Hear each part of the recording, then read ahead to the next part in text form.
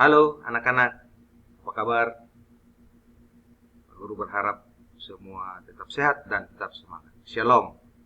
Ya, hari ini adalah pertemuan kita yang kelima untuk membahas materi lanjutan.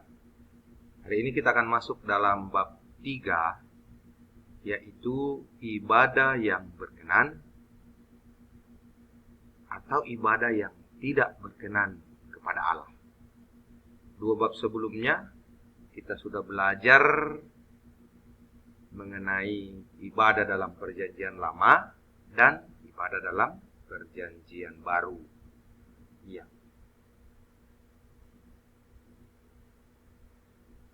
Nah, ibadah ini sungguh sangat penting dalam kehidupan seorang Kristen. Bagaimana mewujud nyatakan ibadah dalam kehidupan kita sehari-hari? Apakah ibadah yang kita lakukan sudah berkenan di hadapan Allah atau tidak berkenan di hadapan Allah? Ya, di poin A, ibadah yang berkenan dan tidak berkenan di hadapan Allah.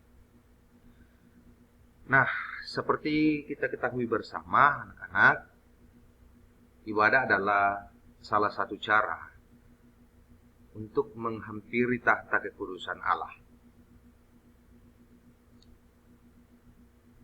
Ibadah bukanlah sebagai rutinitas belaka, tetapi sebuah keharusan yang tidak boleh ditinggalkan oleh setiap orang percaya. Nah, karena Allah Maha Tahu, Ia dapat mengetahui setiap niat dan pikiran manusia yang datang beribadah kepadanya. Jadi Allah mengetahui segalanya. Belum kita rencanakan, belum kita lakukan ibadah, Allah sudah mengetahui. Ada 5 kisah yang dapat memberi kita gambaran bagaimana cara manusia datang beribadah kepada Allah dengan niat dan motivasi atau tujuan. Yang pertama, kisah Kain dan Habel. Nah, kisah Kain dan Habel ini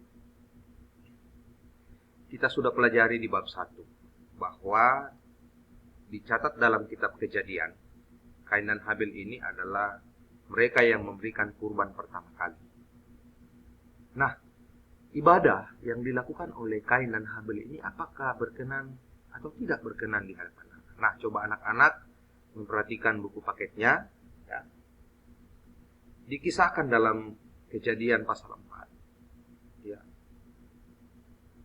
Kain dan Habel mempersembahkan kurban bakaran sebagai wujud nyata ibadah. Kain mempersembahkan sebahagian dari hasil ladang. Ya. Kemudian Habel juga mempersembahkan korban persembahan dari hasil peliharaan. Nah, mana yang berkenan? Mana yang diterima oleh Allah? Dalam buku paket dituliskan, ya, bahwa Allah tidak menerima persembahan Kain. Mengapa? Karena dia hanya mempersembahkan sebahagian dari hasil jeripayanya. Sedangkan Habel itu mempersembahkan kurban bakaran atau kurban persembahan kepada Allah. Itu dipilih dari yang terbaik. Ya. Habel mempersembahkan anak sulung kambing dombanya. Nah, bagaimana tandanya bahwa Allah menerima persembahan Habel? Itu dengan tanda ada api dari surga yang membakar kurban persembahan Habel. Kemudian yang kedua adalah kisah Nabi Yesaya. Nah, dalam kitab Nabi Yesaya itu dimulai dengan teguran yang sangat keras terhadap para pemimpin yang ada di Sodom. Anak-anak bisa membacanya dalam kitab Kejadian pasal 19 ayat 24 sampai 25. Ada dua nats dalam kitab Yesaya. Yang pertama adalah kitab Yesaya pasal 1 ayat 13 dan kemudian Yesaya pasal 29 ayat 13. Apakah orang Sodom tidak pernah beribadah? Mereka beribadah kepada Allah. Mereka bernyanyi, mereka berdoa, bahkan mereka berpuasa. Tapi kenapa ibadah mereka tidak diterima oleh Allah? Dan penjelasannya ini anak-anak bisa baca dalam kitab Yesaya tadi yang Pak Guru sudah sebutkan. Mereka hidup mementingkan diri sendiri, mereka egois. Maka Allah memberikan hukuman dengan hujan belerang. Nah, kemudian yang ketiga adalah kisah Yesus dan bait Allah. Ini dituliskan dalam kitab Injil Markus pasal 11 ayat 15 sampai 19. Bagaimana Yesus marah di bait Allah. Karena bait Allah dijadikan sebagai sarang penyamun. Dijadikan sebagai tempat berjual beli. Mengapa Yesus marah? Karena orang-orang yang menjual hewan ternak yang akan dijadikan sebagai kurban persembahan dalam bait Allah, itu mereka menjualnya sangat mahal. Mereka mengambil keuntungan dari hasil penjualan. Makanya Yesus marah. Bahwa Yesus memberitahukan bahwa bait Allah bukanlah sarang penyamun, melainkan rumah tempat berdoa dan beribadah. Kemudian yang keempat adalah kisah Yesus dan pengorbanan. Nah, ini sungguh luar biasa ya. Bagaimana Yesus memberikan diri sebagai wujud nyata ibadah yang sesungguhnya, memberi diri rela disalibkan, memberi dirinya berkurban untuk penghapusan dosa. Ini sungguh sangat jelas dalam kitab Injil Yohanes pasal 3 ayat 16. Kemudian yang terakhir, kisah yang terakhir adalah kisah Rasul Paulus dan jemaatnya. Anak-anak sudah tahu bagaimana kehidupan Rasul Paulus sebelum menjadi Rasul ya, yang bernama Saulus sebelum dia bertobat. Nah, ada 4 kitab yang menjelaskan bagaimana perintah Allah melalui Rasul Paulus kepada jemaat. Yang pertama anak-anak bisa baca dalam kitab Roma pasal 12 ayat 1. Kemudian kitab Kolose pasal 3 ayat 23. Kemudian kitab Yakobus pasal 1 ayat 27. Dan yang keempat, pertama Korintus pasal 10 ayat 31. Ini perintah beribadah yang disampaikan oleh Rasul Paulus kepada jemaat. Nah, sebelum kita lanjut anak-anak, ya. Anak-anak ada tugas di rumah setelah menyelesaikan menonton dan menyimak video pembelajaran hari ini, yakni kegiatan pembelajaran di halaman 22. Tapi sebelum itu pasti anak-anak sudah tahu lagu ini ya. Apalah arti ibadahmu? Nah, ini anak-anak dinyanyikan dan dihayati baik-baik, kemudian menjawab soal yang ada di poin 2 ya, atau nomor 2, kemudian nomor 5 dan nomor 6. Jadi ada 3 nomor yang dikerjakan sehubungan dengan apa pesan yang disampaikan oleh lagu pelengkap Kidung Jemaat 264, apalah arti ibadahmu. Nah, kemudian di poin B, melatih diri beribadah yang berkenan kepada Allah. Bagaimana cara kita memberi dan melatih diri supaya kita bisa beribadah dengan sungguh-sungguh? Ada 5 cara. yang boleh kita lakukan. Yang pertama adalah fokus untuk menyenangkan hati Tuhan. Jadi kita harus tetap memberi diri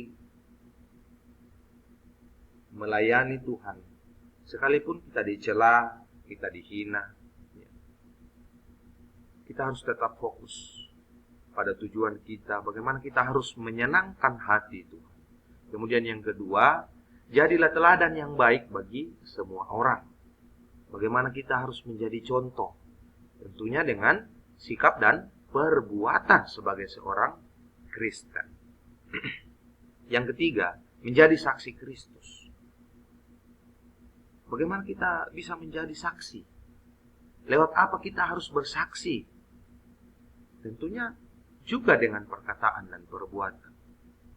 Kita bisa menjadi saksi Kristus yang baik ketika kita bisa menunjukkan sikap yang baik.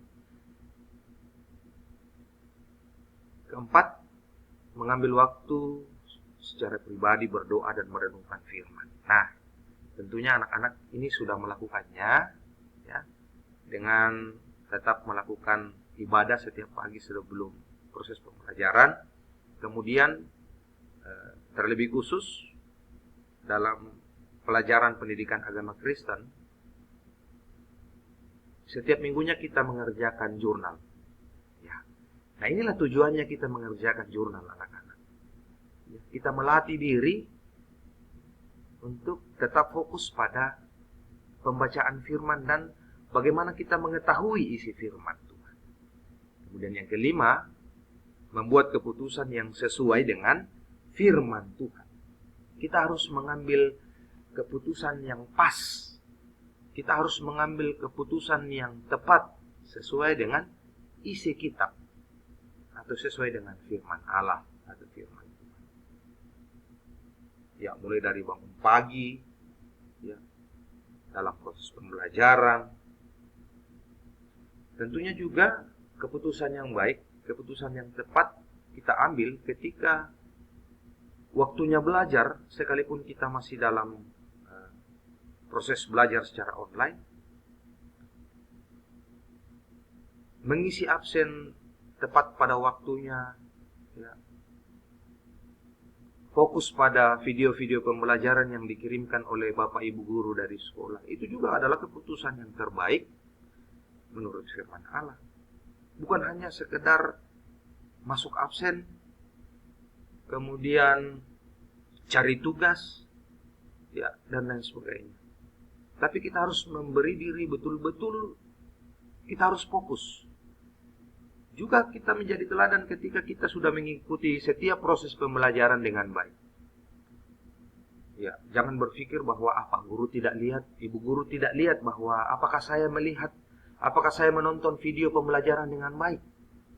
Ya. Jadi kita harus menentukan, kita harus membuat keputusan yang tepat.